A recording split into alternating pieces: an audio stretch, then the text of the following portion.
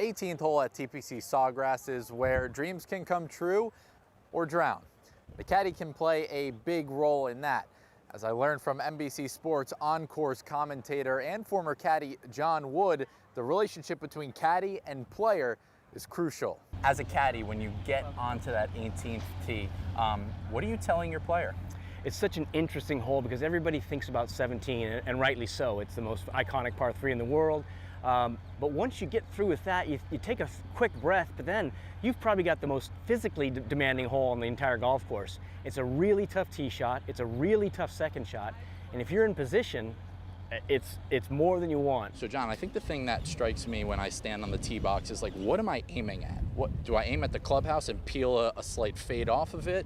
Do I look at the trees and, you know, a nice baby draw? It depends on the wind. It depends on the wind. It depends on your shot shape.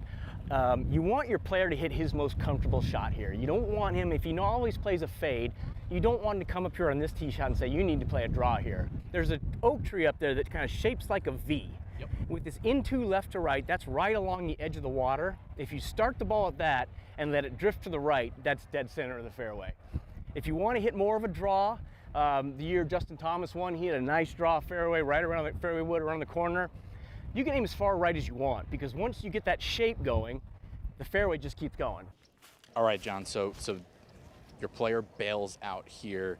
You have a one-shot lead in the Players' Championship in round 4.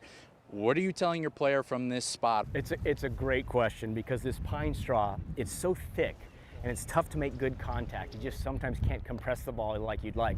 Obviously, you've got this opening here going towards the green that we talked about. So yeah, if they're comfortable, if that's the shot they immediately say, this is what I want to do, you let them go. If they feel unsure and you can sense that uncertainty, I'm not sure, then you talk them back and say, look, we're gonna pitch this thing out, you're gonna leave yourself 85 yards, and at worst, you're gonna have an 8-footer to win the tournament. And you know, it takes double bogey out of play if you do that. But you can see, even if you're right here and you've got that right through the chute there, the whole fairway slopes down towards the water and you're hitting that way, which makes it doubly, you know, it's such a risk hitting that shot. But, you know, these guys are so good, and if they've got a good lie, most of them I think will probably take a shot at it. A successful tournament is a win. What's a successful broadcast for you? If I've brought something that maybe they haven't heard before about a hole or a player or a caddy, that's successful to me because there's so much more that go into these shots than people really know. That's just taken for granted. If I can get some time in to explain that to viewers, I love doing that. At the stadium course, Andrew Badillo, First Coast Sports.